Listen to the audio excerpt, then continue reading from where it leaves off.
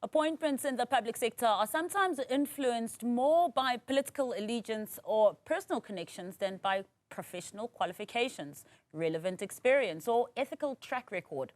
This can occur at all levels, from senior executives and board members of state-owned entities to municipal managers and department heads. This evening, we explore how the nomination process for public sector boards and committee works and how these appointments are made.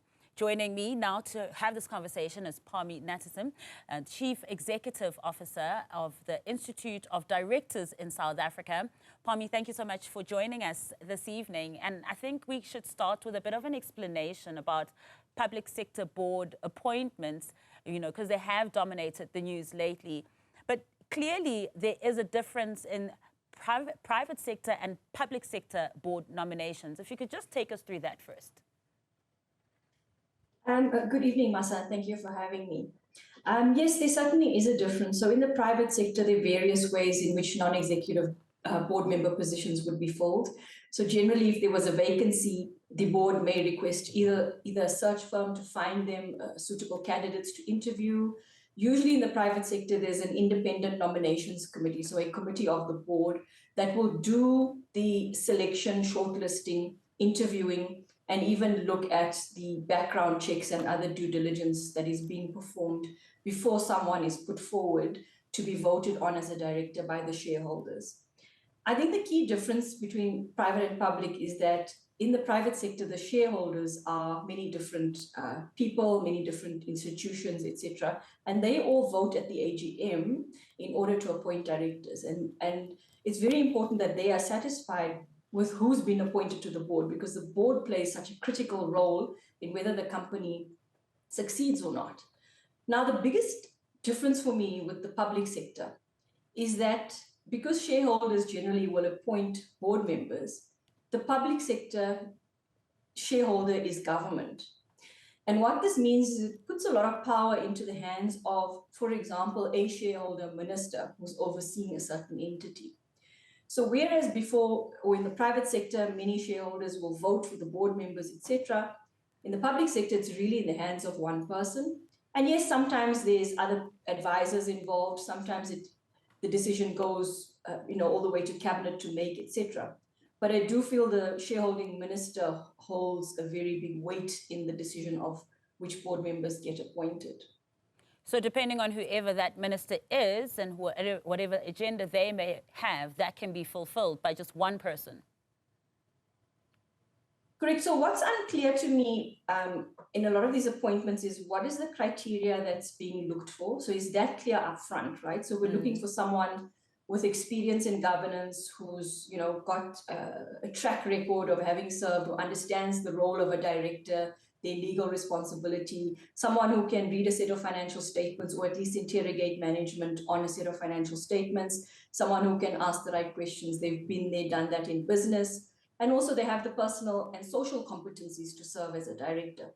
Now, if that's clear upfront, and then there's a proper shortlisting and interview process against those competencies that are being sought, then I think there's somewhat of a defendable process. Also, I think if you had some independence in the process, which I think is missing in the public sector, so some sort of advisory body or nominations committee to really give the minister a bit of an independent perspective on who would best be suited to be appointed to really, direct and oversee this organization well. Well, we have quite a young democracy, but it's not that young, considering 30 years. If it was a human, that would be an adult who's probably got their own family by now. Do you find it quite surprising that, 30 years later, we don't have those clear guidelines of the requirements, like you're mentioning, the credibility, the experience, just being able to ask the right questions, read financial statements, etc. Why is that part not clear 30 years down the line? So I don't know if it's not clear or it's just not being applied, because King 4, which is our code for governance in South Africa, has been around now since, I think it was 2016.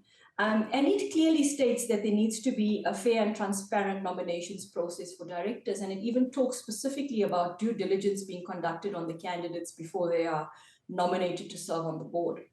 So I think the benchmark is there of the governance standard.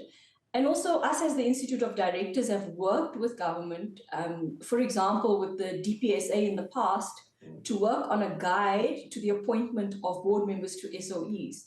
And we were quite encouraged by this because we thought, finally there was going to be a difference in this area because we're putting into this guide all the various things that needs to be done in terms of good governance. Unfortunately, that guide firstly was, took a long time, was drawn out over many years. And the last feedback we got was that it was going to be approved at Cabinet, and then it wasn't approved at Cabinet, and that was the last we've heard of it. So even where there are attempts to improve the process, it doesn't seem like there's intention on government side to do so.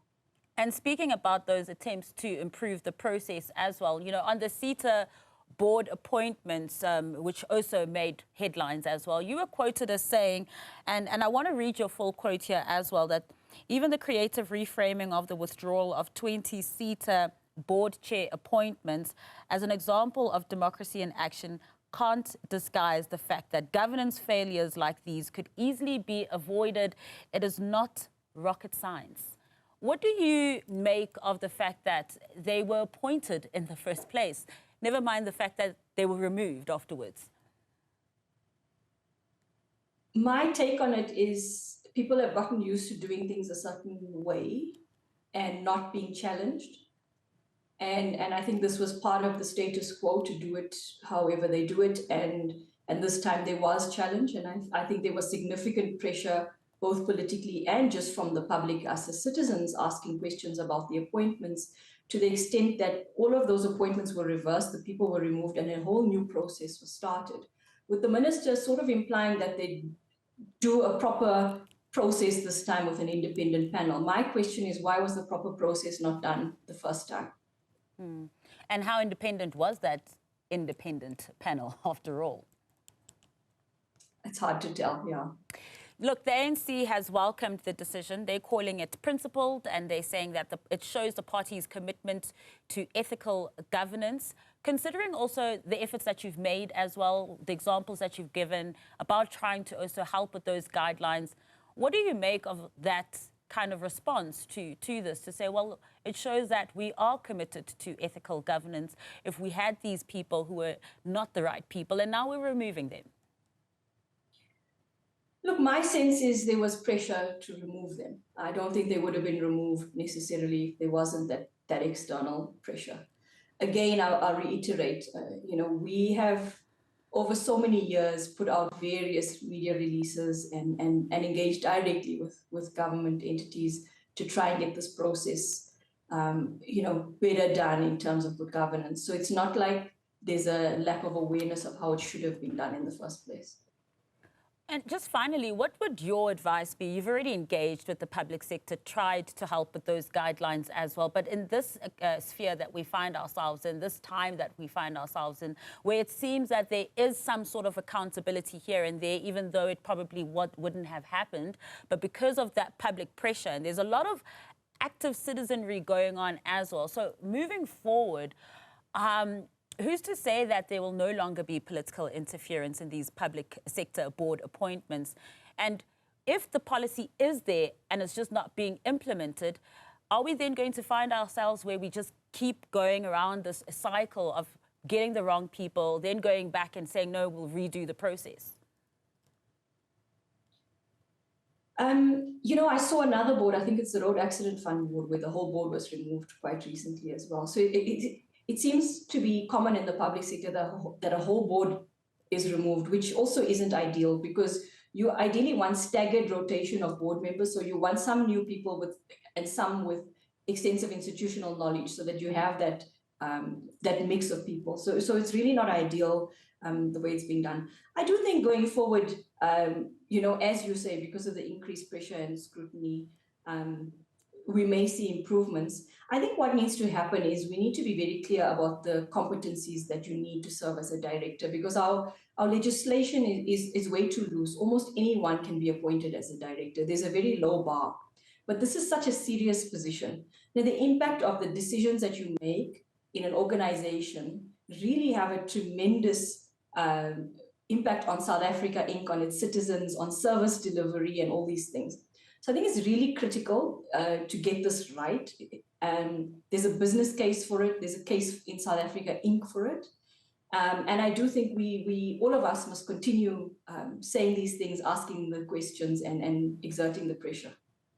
Pressure indeed. Thank you so much for sharing those insights with us. That, of course, was Parmi Natesan, who's the Chief Executive Officer of the Institute of Directors in South Africa.